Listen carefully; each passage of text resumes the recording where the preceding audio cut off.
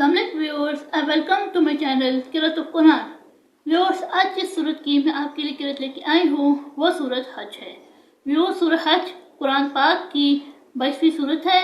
اس کی 78 آیات ہے، 10 رکوعات ہے اور یہ مدنی سورت ہے۔ ویورز، سورت حج قرآن پاک کے 70 بار میں موجود ہے۔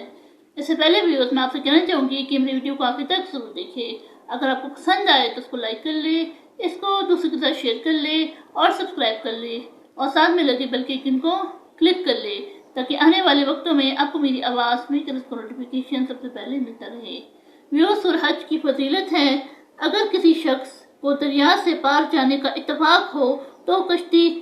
یا جہاز میں سوار ہوتے وقت بنظر سلامتی اس سورت کو پڑھے، خیر و عافیت کے ساتھ منزل مقصود کو پہنچے اور امن رہے گا۔ تو آئیے ویورز، سب مل کے پہلے درود شریف پڑھ لیتے ہیں، اس کے بعد سورۃ حج کے رکوع نمبر 1 کی رسم فرماتے ہیں جس میں 1 آیت سے لے کے 10 آیات ہے۔ اس کے بعد ان آیات کا ترجمہ سماعت فرمائیں۔ بسم اللہ الرحمن الرحیم، اللہم صلی علی محمد وعلی آل محمد كما صليت على إبراهيم وعلى آل إبراهيم إنك حميد مجيد، اللهم بارك على محمد وعلى آل محمد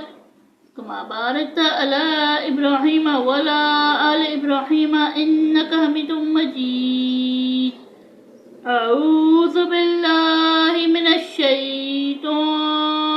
الرجيم۔ سورة الحج مدنية۔ بسم الله الرحمن الرحيم، يا أيها الناس اتقوا ربكم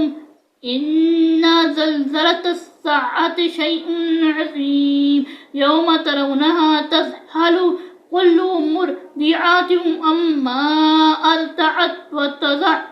كل ذات حمل حملها وترى الناس سكارى وما هم بسكارى ولكن عذاب الله شديد، ومن الناس من يجادل في الله بغير علم ويتبع كل شيطان مريد، كتب عليه أنه من تولاه فأنه يضله ويهديه إلى عذاب السعير۔ يا أيها الناس إن كنتم في ريب من البعث فإنا خلقناكم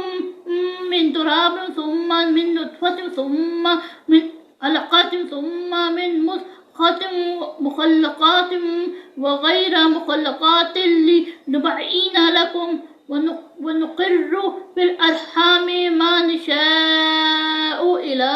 أجل مسمى ثم نخرجكم طفلا ثم لتبلغوا أشدكم، ومنكم من يتوفى ومنكم من يرد إلى أرذل العمر لكي لا يعلم من بعد علم شيئا، وترى الأرض حامدة فإذا أنزلنا عليها الماء اهتزت وربت وأنبتت من كل زوج بعيد، ذلك بأن الله هو الحق وأنه يحيي الموتى وأنه على كل شيء قدير، وأن الساعة آتية لا ريب فيها، وأن الله يبعث من في القبور، ومن الناس من يجادل في الله بغير علم ولا هدى ولا كتاب منير، ثاني عطفه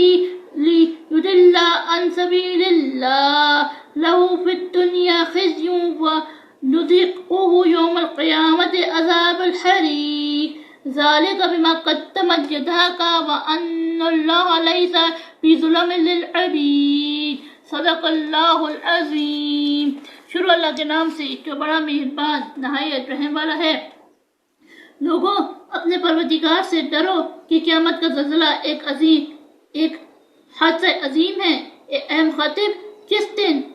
تو اس کو دیکھے گا اس دن یہ حال ہوگا کہ تمام دودھ پلانے والی عورتیں اپنے بچوں کو بھول جائیں گی اور تمام حمل والیوں کے حمل گر پڑیں گے اور لوگ تجھ کو متوالے نظر آئیں گے مگر وہ متوالے نہیں ہوں گے بلکہ عذاب دیکھ کر مدہوش ہو رہے ہوں گے۔ بے شک خدا کا عذاب بڑا سخت ہے اور بعض لوگ ایسے ہیں جو خدا کی شان میں علم و دانش کے بغیر چکرتے اور ہر شیطان سرکش کی پیروی کرتے ہیں، جس کے بارے میں لکھ دیا گیا ہے کہ جو اسے دوست رکھے گا تو